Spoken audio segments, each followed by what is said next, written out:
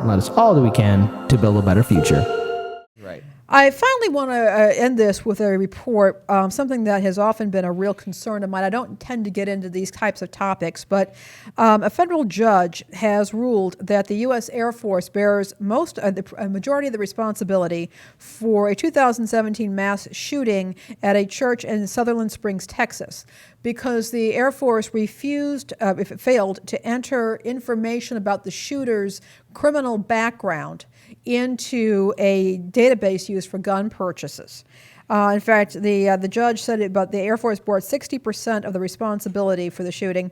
And so essentially what happened was apparently this guy had been convicted in a 2012 general court-martial on 2 counts of domestic assault on his wife and their child, and was sentenced to a year in a military jail, which should have prevented him from buying a gun, but the Air Force failed to enter it into the database. Now, that's bad.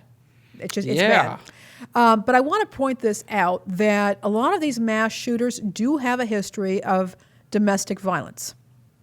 And I think even today, many people still think of domestic violence as a personal thing, a personal problem. It's between a couple or a former couple, and they don't see that this can, in some cases, predict an escalation of violent behavior. Mm-hmm. We know, for example, that people who torture animals, particularly if they were kids, but people who torture animals are likely to go on and commit more violent crimes.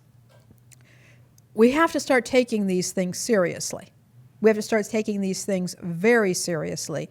And it's really quite tragic that this happened, that this guy was able to get the gun that he did because the Air Force did not do what it was supposed to be doing here. But at the same time, I want to call people's attention to the fact that these are not just private issues between a couple of people. Domestic violence is a scourge, and it can indicate a much more unstable personality than we realize. So I would just want to say on that, I think that as soon as you think about it a little bit, it makes a ton of sense that domestic violence connects to this, because if you're willing to just beat around the person that you're very close to in a relationship with, what does that say about people that you're not as close to? Also, just want to throw out there go back to the whole police accountability, all that talk.